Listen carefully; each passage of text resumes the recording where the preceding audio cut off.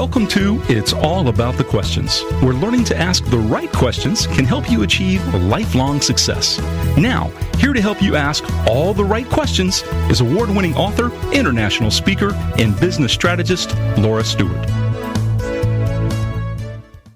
Good morning, afternoon, and evening, everyone. We are back with this week's show, and boy, do I have a doozy for you.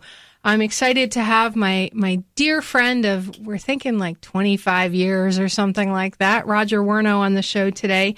I picked this particular guest today because of a couple of things that have happened to me going back and forth to doctors with my mom and myself and reading certain documents they're asking me to sign. And I'm like, this is not allowed. What you're doing is not right. So what are your medical rights? This applies mostly to people in the United States. If you're not in the United States, I think you'll get some nice, interesting tidbits out of this as well. But what are your medical rights? What is HIPAA? How does it apply to you? And how do you know what you can ask for and what you can't, and what the doctors are allowed to do and not? So please welcome my most awesome guest to the show, Roger Wernow. Good morning. Roger, so back when HIPAA was just a thought in some people's, in their brains and their ideas, you were involved with something called the Sharps Committee that actually wrote the law, correct? That is correct. They helped to write the law. The law is generally written by Congress, obviously, but they write the regulations that implement the law. And as an unusual thing, this was done by a group of people who were not bureaucrats. They were volunteers. They were volunteers? A few bureaucrats were involved, but most of the people that wrote this regulation were volunteers. That goes all the way back to 2000. So how did you get involved with it? By accident.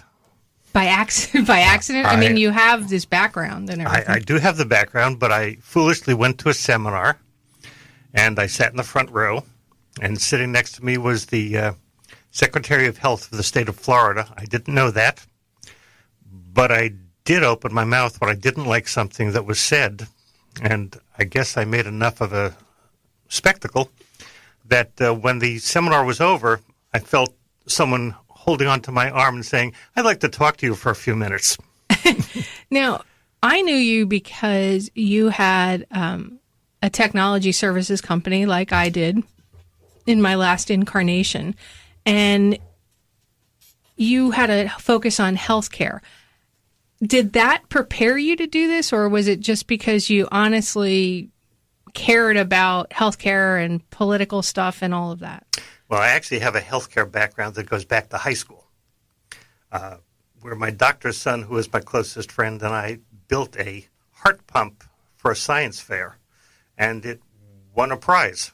So my interest goes way, way back, but my interest in this, of course, is a combination of my IT background, my accounting background, and just general interest in the subject. I mean, like everyone, I'm a patient first. That's an interesting comment. Like everyone, you're a patient first. At the end of the day, who does HIPAA really protect? The patient? And for everybody who isn't familiar, HIPAA is Health Insurance Privacy Portability Act, but there's a lot more involved with it than just those words. Yes, there is a lot more involved. There's quite a history to it. HIPAA goes back to 1994, 1995, when a drug company, a drugstore company, decided that it was good business to sell the information on their prescription records back to the drug companies. And people, me being one of them, started getting letters from, big drug companies saying, "Hi, now that you're taking our product, we have some hints for you." And I was appalled. I was absolutely appalled that all of a sudden, out of the blue, I was getting letters from a big drug company. And first thing I did was went and yelled at my doctor. "Why did you sell all this information?" He said, "I have no idea what you're talking about." So I tracked it, and I found out that there were, over the next 6-8 months, over 50,000 letters sent to Congress people complaining about getting letters from drug companies. And by 1996, Teddy Kennedy, a Democrat, and Nancy Kassebaum, a Republican, sat down together and said, we don't want to hear any more about this. We need to fix this problem. And after that, something came out that became known as HIPAA. And it went far beyond just that you can't release those records to drug companies. Why do you think that it developed into something that touches every aspect of the communication? It does actually go further than that even, because it handles the technology side of it too. It standardized the transactions first. They actually put almost 2 years into figuring out what needed to be done to assure privacy. And part of it was that all of the information had to be submitted, number one, to the insurance companies, number two, to the government for Medicare purposes, in standardized forms. So it looked first at the technology, then it looked at the privacy, and later on they looked a little bit more into it and realized that if you're going to have privacy, you need to have security to help keep the privacy. And then you have the portability part, which was the standardization that enabled people to get to their records and for the records to transmit to each doctor, medical, insurance, wherever that it needed to go. That is correct. And a big part of that, not just the portability, but the standardization of the records allowed the insurance companies, and I say allowed with quotation marks. And I can see the smirk on your face. Yes. Allow the insurance companies to standardize their forms. Those of us who have been in the business for many years remember the days when every single insurance company had the claims submitted using a different form.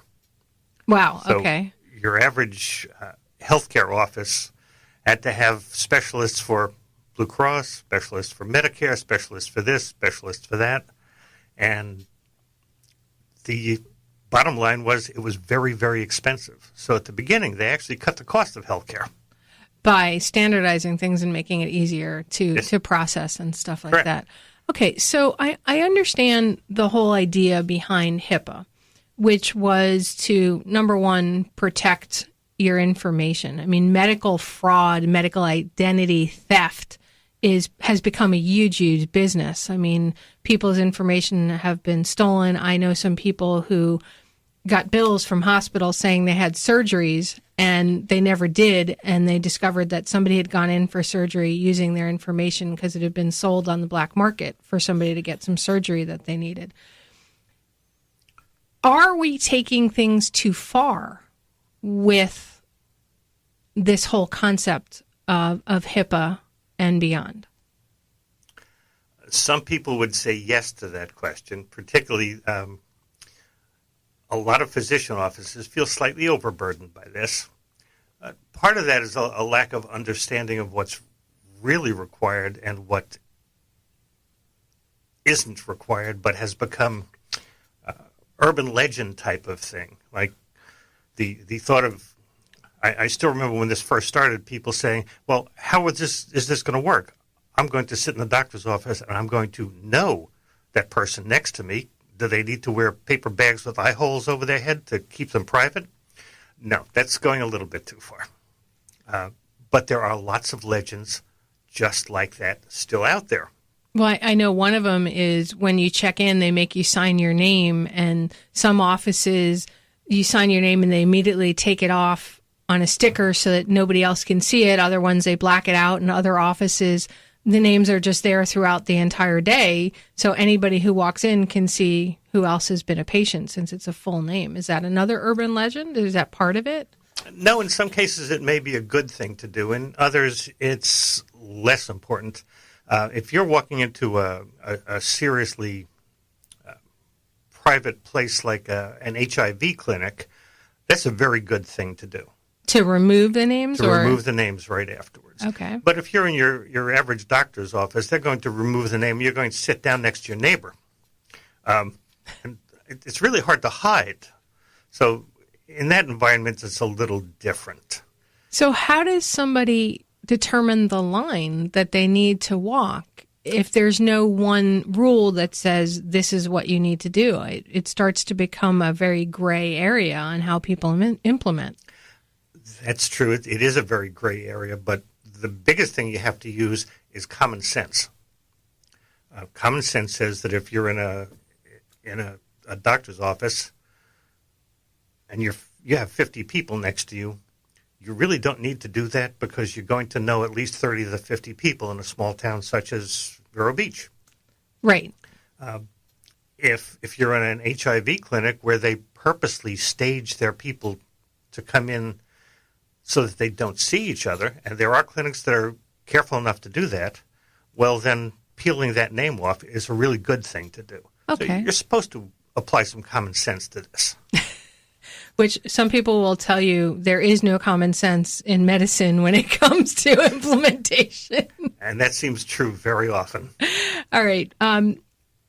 What I love about this conversation, everyone, is I want you to start thinking of how this will shift your perspective when you walk into your doctor's office, when you walk into a hospital, when you're requesting information. Because if we don't know the right questions to ask around our healthcare rights, then we're going to have some trouble when we need to get it. I know I encounter this when I deal with information for my mom, and I get different answers from medical offices. So thank God I know the law and I can quote them chapter and verse. We'll be right back with more from my guest, Roger Wernow. And I'd like to thank my sponsor, SASMAX, bringing cloud applications to your life. We'll be right back. Roger, we were talking about this whole where does the line draw? How do you know what is right or not, since each doctor's office seems to implement HIPAA a little bit differently. Let's step back and talk about what HIPAA covers and how it relates to the average person when they go to their doctor's office and need information. Okay, we can certainly take a look at the basics of it. What it covers is the confidentiality of your health information, the integrity of the data that contains your health information, and the availability of that information to those who truly need it. We call that the CIA. It's not those guys in Langley. It's also not the guys that teach people how to cook and make chocolate. And make chocolate. But it is a very important concept because most people are somewhat afraid of getting their information out in the middle of the world where somebody could do some harm with it.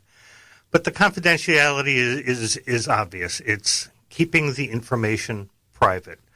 The information has to be between you and your doctor if you're going to have the confidence that you can tell your doctor anything. Because if you don't tell your doctor something because you're afraid he's going to tell someone, you may not tell him something that's very important to your health. You don't want to be in that position.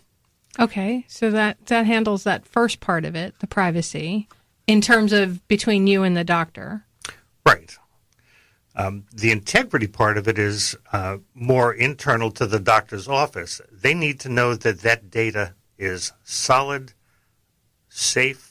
No one has made mistakes with it. No one has made it incorrect because they've accidentally changed something. There's a lot of technical sides to integrity, and that's the IT side that you and I lived years ago. Yes. That's a very important thing. And so is the availability. I mean, if I go into my doctor's office with a cold and he can't get to my healthcare records, that's not a terrible thing.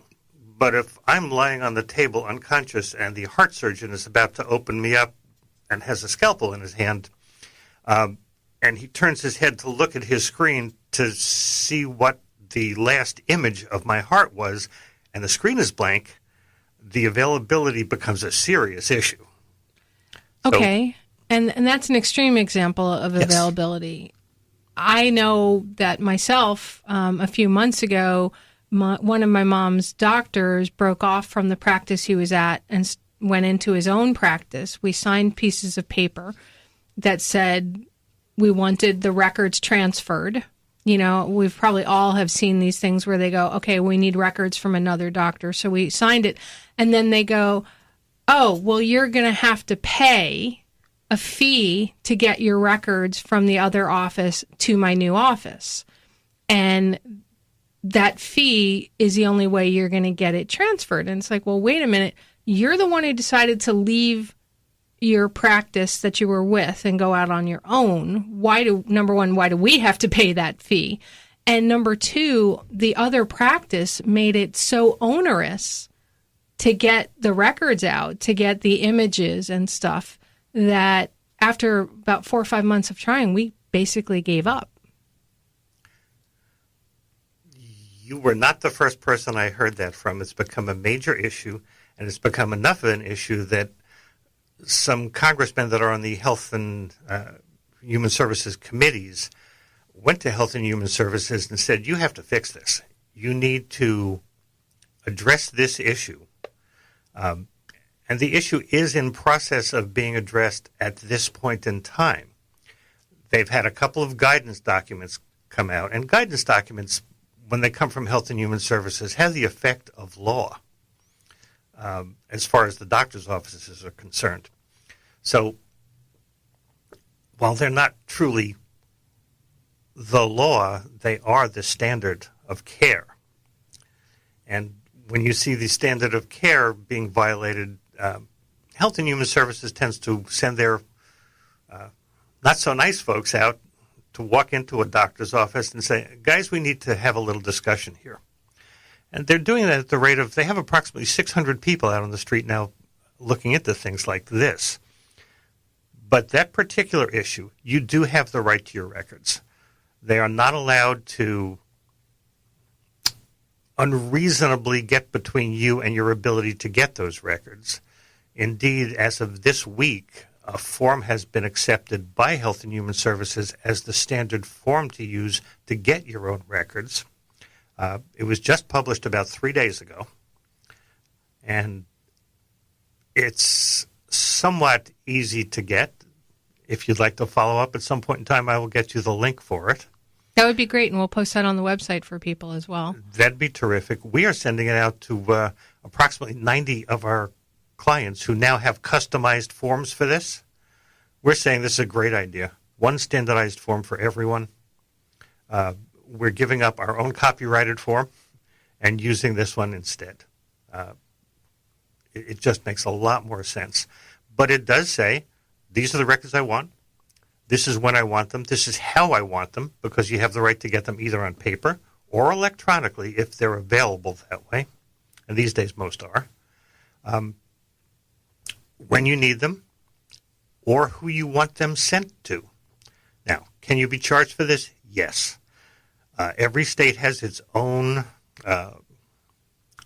list of charges that are available. They are very, very reasonable. You cannot be charged $600 for the first page. Nothing like that is allowed. Florida has its own particular price, and honestly, I don't even remember it, but it's quite low. It's something like $10 a page for the first page, and then 25 cents a page after that, something along those lines. It can be found on the internet, by the way. Just look up Florida cost for copying medical records. Well, it can get pretty cost prohibitive. Like if you have, I know one of my doctors, when I was going through all the tick stuff, my file folder had to be 3 inches thick from all of the blood work, all of the tests, everything that was done. If I had to pay hundreds and hundreds of dollars in order to get those records sent to a new doctor, that begins to make it impossible for some people who don't have that money to get their records. I remember when I was a little kid and my pediatrician said, okay, you're now ready for, an adult doctor. He literally handed me my folder and I took it to the next doctor. Obviously, the world has changed. So how do we address something like that? Well, it definitely has changed. And the simple fact is electronic transmission of these records, either through a service, something along the lines of one product is called Direct Trust, which is one of the more universally accepted methods of handling the transfer of data. There are health information exchanges that do that. And there are the simple methods of walking into the doctor's office with a blank wrapped thumb drive and say, can you please put it on this? And they can only charge you the actual cost of preparation. Which is about nothing. Well, give them $2 to take the person away from their lunch hour. Okay. There you go with that. We're going to be coming back from the national news break. We're about to cut out so that. We are here with Roger Wernow, health information expert, security. He actually helped write the HIPAA law way back when and helps implement it in doctors' offices and help people deal with getting their records. So we'll be right back with more from the amazing, wonderful Roger Wernow, because you know what? You need to know what data you have a right to get when it comes to your health questions.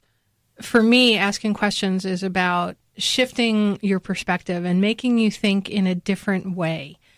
It's that moment when you get an answer that makes you feel a little uncomfortable and makes you think twice about perhaps the path that you're going down. When I first met my guest, Roger Wernow, who we've been talking to, he approached me and said, I've heard all these amazing things about you. We need to talk. And that started a lifelong friendship that taught me tremendous things about healthcare that I didn't know, which ended up building my tech business up because I created a vertical in healthcare with helping doctors' offices implement the new HIPAA requirements and the laws. And Roger, before the news break, we were talking about how different people implement the law. We were talking about the privacy of the law and the security about the law. During the break, you mentioned something that really got me fascinated. You started talking about healthcare privacy, social media, and getting hired to a new job. Let's talk about that. Yeah, it's a very interesting situation right now. And I have a friend who's who I work with that we both know, whose daughter is an active social media person, and she tends to live her whole life on Facebook. So when she was feeling ill, that would be on Facebook. If she had something serious wrong and needed surgery and would be out of work for a while, that would be on Facebook. Take that a step further. If you're looking for a new job, your employer these days is probably going to ask if you have a Facebook page and take a look at it. If every time you've taken a day off from work or everything that's bothered you is out there on Facebook, do you want to give the impression to someone that you're sick all the time? Do you want to give, not a potential employer, maybe you feel sick all the time, but you go to work and work very hard and you're really good at your job. But are you going to give the impression on social media that your health is going to be a problem at your next job? And will you or will you not get hired because of that? That's fascinating because already a lot of businesses now, they are asking to look at your Facebook page because they want to understand your values, your ethics.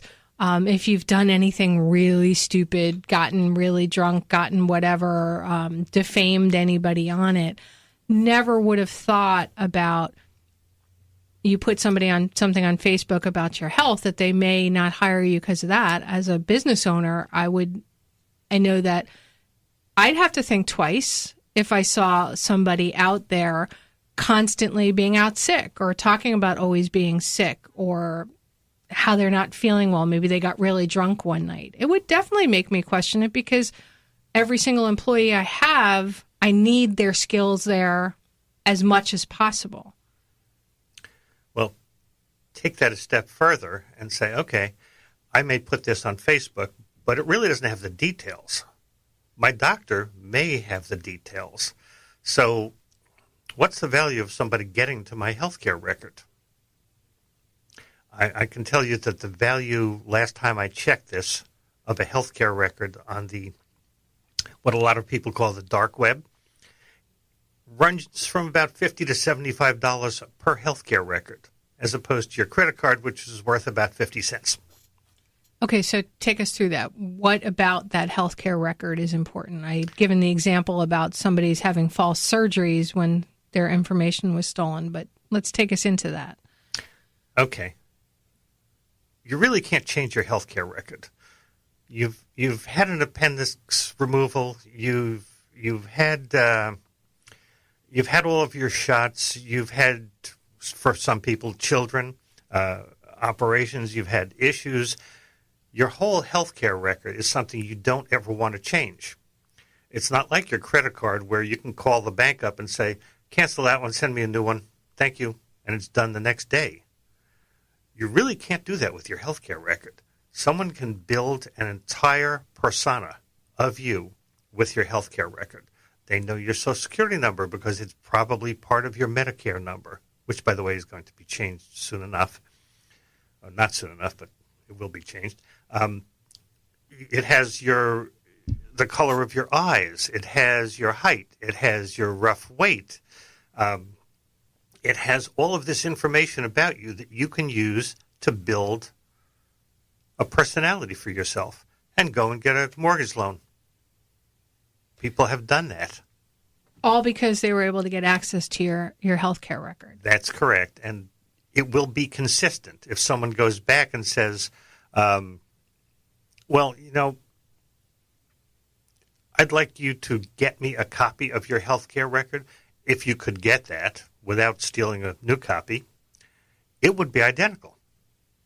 Because no one is going to change that saying, well, I wanted them not to know that I had an appendix issue and they had my appendix removed. Okay, that's not going to happen. Your doctor's not going to change your record. So one of the cautions for everybody out there would be careful about what you share on social media. I mean, we've talked about this before. All the surveys that are out there, that the contests and things. What's your favorite rock concert? What was the first one you went to? We're seeing nowadays in the cybersecurity world that those are really put out there by people who are lurking, because those are often answers you use for your security answers to get into secure websites and healthcare data and financial data and stuff like that. So the best bet is just don't answer those. But also now we have to look at what are we posting, because, it's probably not just going out to our friends. It's something that can be hacked and can get out there and then can cause other problems for us. I tracked down a car that was parked in our parking lot that way. Through social media. Yeah. It's a ripe area for data mining these days, and it's used by people with both good and bad intentions. Mine was merely to keep the car from getting towed out of our parking lot.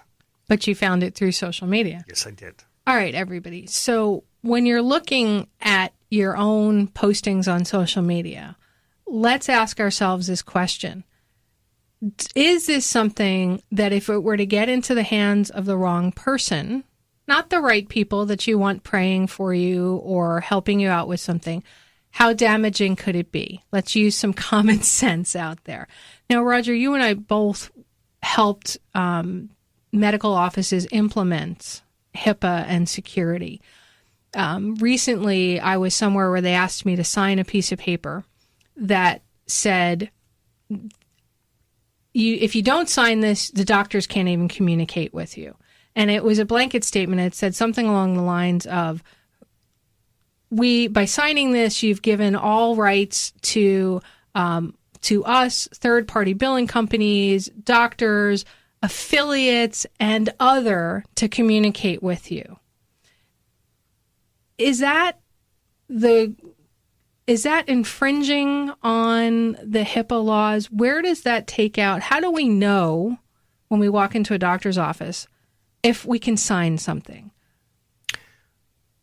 Well, when you gave me that, it took me a minute or two to stop laughing after I read it, because 2 pages down on the same document was the notice of privacy practices, which said something totally different.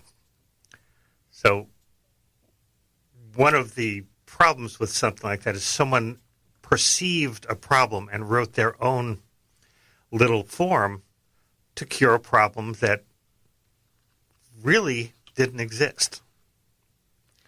at the end of the day, nothing can prevent the doctor and the patient from communicating, correct? That is correct. When we had this argument time after time after time, because the group of people that wrote this were a combination of a couple of lawyers, a couple of doctors, a couple of bureaucrats, a couple of consultants, and people that worked in doctors' offices as clerical staff, office managers. The argument always came down to the same thing. We can't write a regulation that gets between the patient and the doctor. The entire intent of HIPAA, and you can find this stated in the Federal Register? Thank you. The Federal Register. I lost it. Back when we were first discussing this, all those pages still exist, and those comments made it into the Federal Register. How does somebody find the Federal Register to look at the actual HIPAA law if they're interested? Because this thing is about it's like 6 inches thick or something now, I think. Oh, it's 45 CFR, Section 164. I know that one pretty well. It's on the internet. It's very easy to find. Just search for it under Federal Register. So Federal Register HIPAA would be what somebody would Google? Yeah, that'll work. It'll actually get there. There's a lot of different ways to get it. Any sensible search will find it very quickly. Okay, so the law is not supposed to get between you and your doctor. That's correct. But yet, there's all this paper that seems to be put in the middle of it. I like the aspects of security, right, where the doctors now have to... I'm not a huge necessarily fan of electronic medical records because I want the doctor to look at me and not look at their computer screen to key stuff in. But there's a reason for it. It standardizes things and makes your records portable versus having to copy and carry paper. To you, what is the one thing, and I'm looking at the time, we're going to do this when we come back. I'm going to ask Roger this question. What is the one thing that every patient and every doctor needs to know about HIPAA and how it needs to be implemented? So we're going to be doing more of that right when we come back with Roger. So we're going out to commercial right now. We'll be right back.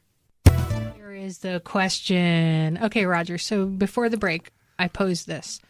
What is the one thing that you feel patients and doctors need to know about the law from their different perspectives? To me, the single most important thing that you as a patient need to know is that if there appears to be a problem with this law that's keeping you from communicating to your doctor or to your doctors, then the problem is the doctors, not the law. The law will always allow you to do it. Tell the doctor that you need to do this and you need to do it now. If you really have a problem, go file a complaint. It's easy enough to do. Go to Health and Human Services and say, file HIPAA complaint in the search box. It will be investigated. They investigate every single complaint.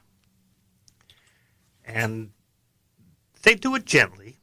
If a doctor has a complaint like that, someone will actually call the doctor's office from Health and Human Services and say, Doctor, we've had this complaint. Can we talk about it? And they'll do it in a very kind and gentle manner. As kind as big government can be. Actually, they're very good at it. I've been on the wrong end of one of those conversations with one of my clients. It's generally handled nicely, and usually it cures the problem very quickly. So it's generally an implementation issue from the doctor's office not fully understanding the best way to implement? That's the most common issue. It's rarely that the doctor is being nasty or anything like that. It's almost always a misunderstanding of the law. Again, when we wrote the law, it was not meant to get between the doctor and the patient. Okay. From a doctor's side, what's that one question? What's that one thing they need to understand? Am I keeping my patient's information safe? It's become the biggest problem in healthcare now. one of my patients had a breach. One of my doctors, had a breach. And it cost him $25,000 to fix the problem. Was that the fines or was that the physical fixing? That was the physical fixing. It was what do I do to prove that the breach did not expose all of my patient records to the internet? What do I do to make sure that that didn't happen and to make sure that it can't happen? Their insurance company did get involved and paid the $25,000, but that's a very small fine. It was a very small practice. A large practice can easily spend millions of dollars. I believe it was one of the major practices in Massachusetts associated with one of the hospitals up there that ended up with an $8 million fine and costs because they didn't keep the records safe. And it's the simple things. Someone bought a new laptop, plugged it into the system. The laptop was stolen. And all the data was on it in an unencrypted format. That's correct. Okay. I've also seen other ones where somebody, with paper files, they were carrying paper files back and forth to an office, and it was a convertible, and they flew out the back of the convertible. We actually found files in a parking lot outside of a hospital in St. Augustine area as we went to visit one of our clients who was in the medical building there. So a lot of it is simple, basic safety things. It is. It's not rocket science, really. When it gets to the rocket science stage, go find an IT professional. Don't try to do it yourself.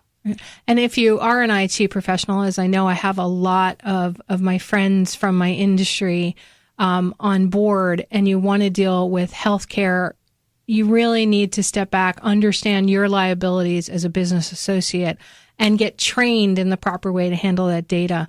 If you're a medical office and you're listening to the show today and you're uncertain about your implementations of the law and being sure you're safe, you're going to want to bring somebody on board like a Roger Wernow and his company RMW Associates to do an evaluation and help you assess it.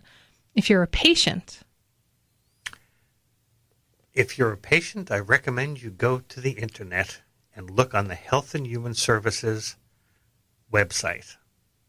It has a wealth of patient-level information written in plain English. I like that. I've gotten really good at reading these documents because you trained me really, really well over the years, so I know when something flags up, but the average person doesn't. So how do they get in touch with you if, number one, they're an IT professional and need some help making sure that their clients are protected and they're protected as well? Because if there is a breach, the IT professional as well as the doctor's office can be named in the case by the federal government. And if you're a doctor's office and you need some help because you have weird documents that say other. Yes, other doesn't work well. So how do they reach out to you, Roger? It's very simple. An email at roger@rmwassociates.com will always get to me. And say that one more time. rmwassociates.com. Okay, so Roger's email, roger@rmwassociates.com. All right, so Roger, we've been talking about HIPAA. We've been talking about medical privacy and the law, and that it's not supposed to get between you and the doctor. What would be a last thought that you'd like to leave my listeners with? We have patients listening, potential patients, caregivers that are taking, that's a great one we can go to. So caregivers who are taking care of somebody, what do they need to have to be able to access their loved one's records in crisis? Every office should have the availability of a form that you can be listed on that allows you to access those records at that doctor's office. Past that, you really, if you're a caregiver for someone who can't always help themselves, you really need to have an attorney write the appropriate documentation for you to carry. My son has a power of attorney and a medical power of attorney for me. I had that done because I can get hit by a truck walking out of this office. No, don't even jinx that. Okay. But we all should give some thought to that, because your documentation is being kept secure for a really good reason, but there are times when you don't want it secure, you want someone to have it. And at that point in time, you're thinking ahead, and having an attorney help you with the appropriate documentation for that is probably a really good idea. So everybody, I really think that's something important. You need to plan healthcare, and you need to plan for that moment when you can't speak for yourself, or that somebody you love can't speak for themselves. So Roger mentioned a medical healthcare power of attorney and a power of attorney. Every state, does they have their own kind of version of it? Pretty much. But consult a good attorney, it sounds like, Absolutely. to draft something that lets you talk in case somebody can't speak. I'm the shoemaker's child. I just did that about 6 months ago, and I've known I should do that for many, many years. I know that you have my medical health care power of attorney, and I have one other person as well. It's nice to have two different people just in case something happens. I want to thank you so much for being here today, Roger. You really enlightened us on things that we need to take care of with our own health care and our information. So thank you. It was a pleasure. Everybody, this show is about shifting perspectives. It's your experiences that help you shift those experiences, but sometimes you need an outside perspective, and that's why I bring my guests to you every week. And that's why SASMAX also helps you learn the best cloud applications to grow your business. Remember, everyone, the right questions truly can change your life. So what are you asking today? Have a great day, everyone.